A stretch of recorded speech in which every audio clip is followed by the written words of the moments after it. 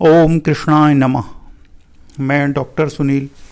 Higher education को लेकर आज दैनिक जागरण समाचार पत्र में एक अपडेट दिया गया है कि उत्तर प्रदेश शिक्षा सेवा चयन आयोग के जो आवेदन थे सदस्य और अध्यक्ष पद के लिए जो सरकार द्वारा आवेदन मांगे गए थे उनकी स्क्रीनिंग पूरी हो गई है। न्यूज में बताया गया है कि प्राथमिक से लेकर एडेड उच्च शिक्षण संस्थाओं तक में शिक्षक भर्ती के लिए उत्तर प्रदेश शिक्षा सेवा चयन आयोग के गठन की प्रक्रिया अंतिम दौर में है। आयोग में अध्यक्ष और 12 सदस्य पदों के लिए 900 से अधिक आवेदन शासन को मिले हैं। 15 जनवरी तक के लिए आवेदनों की स्क्रीनिंग पूरी कर ली गई है। अंतिम नामों को मुख्यमंत्री की ओर से फाइनल किया जाना है और इसके लिए शासन स्तर पर गठित सर्च कमेटी ने प्रक्रिया पूरी कर ली है।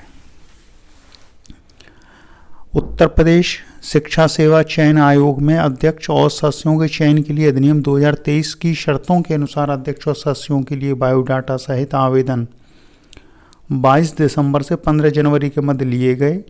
12 सदस्यों में 6 शिक्षाविद होंगे और अन्य 6 सदस्य अधिकारी वर्ग से होंगे। चयन के लिए चीफ सेक्रेटरी की अध्यक्षता में एक सर्च कमेटी बनाई गई थी जिसने तय मानकों के अनुसार स्क्रीनिंग का कार्य कर लिया है। मुख्यमंत्री जी सूची से तय मानक के अनुरूप अध्यक्ष और सदस्यों के नाम फाइनल करेंगे और मुख्यमंत्री की हाई लेवल कमेटी की मीटिंग किसी भी दिन हो सकती है और मुख्यमंत्री के नाम फाइनल होने के बाद ही अनुमोदन के लिए राज्यपाल के पास भेजा जाएगा। यानी कि जब ये नाम फाइनल हो जाएंगे उसके बाद गवर्नर महोदय के पास भेजे जाएंगे और गवर्नर महोदय से मंजूरी मिलने के बाद ये जो आयोग है ये ज़मीन पर आ जाएगा और परीक्षा आदि प्रक्रिया शुरू हो जाएगी। लास्ट में बताया गया है कि लोकसभा चुनाव के लिए जल्द ही आचार संहिता लगने को देखते हुए माना जा रहा है कि इस नए आयोग का गठन मुख्यमंत्री जी जल्दी ही कर सकते हैं। आप सोचते हैं कि न्यूज़पेपर में न्यूज़ आई और कुछ लोगों ने यूट्यूब पर चैनल बनाया, वहाँ न्यूज़ डाल दी और ये आयोग आगे बढ़ गया। ऐसा नहीं होता है। इसके लिए लोगों को अंदरूनी तौर पर प्रयास करने होते हैं। मुख्यमंत्री को शासन स्तर पर मुख्य सचिव आदि को उद्वेलित करना पड़ता है, ट्वीट करने पड़ते हैं, तब जाके ये प्रक्रिया को धक्का लगता है और गाड़ी आगे बढ़ती है। इतना आसान नहीं होता है कि न्यूज़पेपर की न्यूज़ पढ़ी और वीडियो बना दिया और आप लोगों के सामने कि ये लीजिए और बता दिया। हमने इसको लेके हाल में कितने ट्वीट किए हैं वो आप हमारे ट्विटर पर जाकर देख लीजिएगा। हमने मुख्य सचिव को और मुख्यमंत्री जी को और पीएमओ को कई बार ये ट्वीट किया है कि ये हायर एजुकेशन जो उत्तर प्रदेश में भर्ती है ठप पड़ी हुई है, शिक्षक भर्ती। और हमने ये मुद्दा भी उसमें उठाया है कि सिपाही भर्ती का एग्ज़ाम लीक हो गया, पेपर आरओ का पेपर लीक हो गया और जो टीजीटी पीजीटी और असिस्टेंट प्रोफेसर की भर्ती तो बंद पड़ी है क्योंकि शिक्षा सेवा चयन आयोग ही अस्तित्व में नहीं है। तो जब बात उठती है तो उसके बाद शासन की नींद खुलती है और वो कार्य करता है। तो YouTube पर वीडियो बनाने से कुछ नहीं होता है। आप लोग जो भी वीडियो देखते हैं सुनते हैं ट्वीट किया करिए। शासन में ऐसा नहीं है सारे ट्वीट पढ़े जाते हैं, उन पर कार्रवाई भी होती है। आप हमारा ट्विटर अकाउंट देख लीजिए।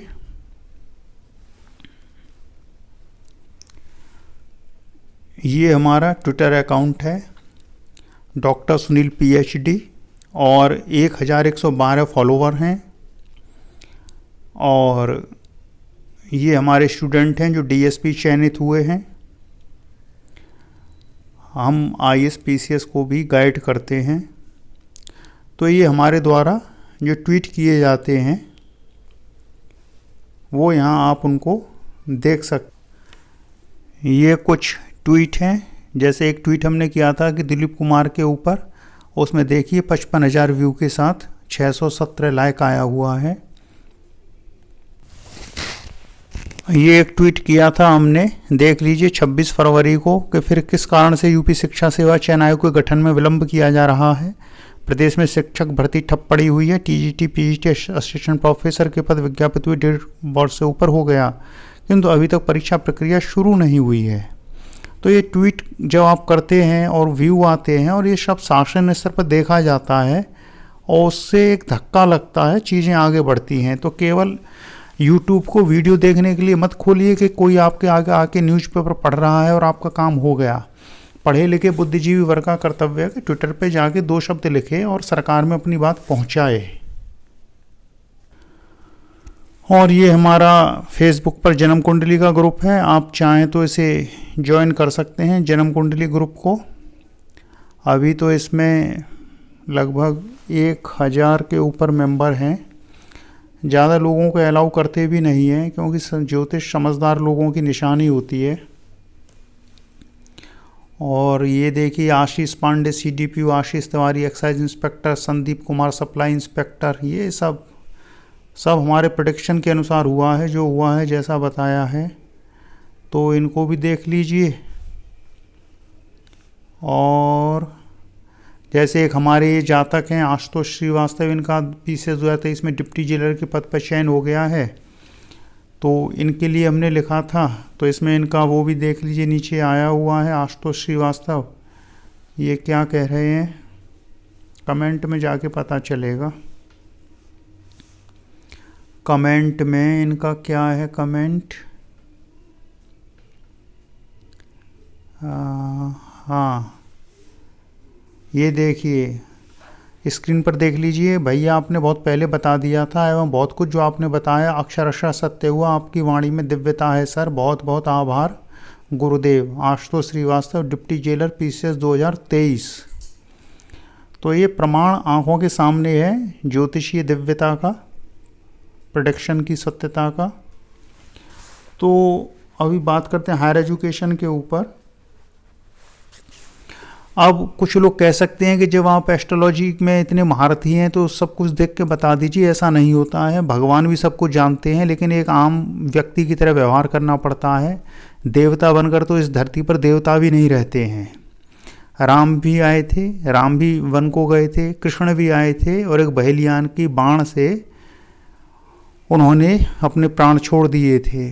तो एक सामान्य पुरुष की तरह व्यवहार करना पड़ता है, उसी की भांति रहना पड़ता है, और सुख दुखों का सामना करना पड़ता है।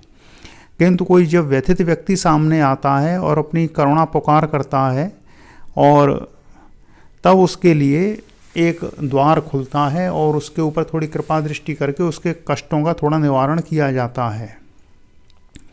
ये कर्म भूमि है, भारत भूमि भाग्य भूमि है। प्रारब्ध के अनुसार व्यक्ति का जन्म होता है और कर्म फल भोगने के लिए ही व्यक्ति यहाँ पर आता है। तो एस्ट्रोलॉजी के माध्यम से थोड़ी भीषण था, थोड़ी उसका ताप और थोड़ी तीव्रता, इन चीज़ों को कम कर दिया जाता है। वो भी ईश्वर की कृपा से। जब ईश्वर की कृपा होती है, इसलिए हर कोई व्यक्ति पात्र नहीं होता है कि उसको परामर्श दिया जाए। भले ही वो कितनी भी दक्षिणा देने को तैयार हो जाए, लेकिन परामर्श देना संभव नहीं होता है।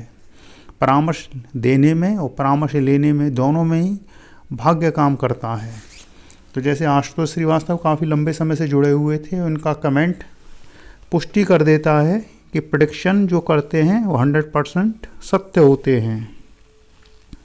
तो हायर एजुकेशन के ऊपर जो अब है, जो वर्तमान ट्रेंड चल रहा है, वो तो पेपर आउट का चल रहा है। पेपर आउट में क्या हो रहा है कि RO का हुआ, सिपाही का हुआ। सिपाही का तो एग्ज़ाम कैंसिल हो गया, लेकिन RO का एग्ज़ाम अभी आयोग कैंसिल नहीं कर रहा है। क्या होगा अब हमको तो ये देखना है कि जो हमारा हायर एजुकेशन वाला एग्ज़ाम होगा उसका पेपर आयोग कितना सेफ रखता है।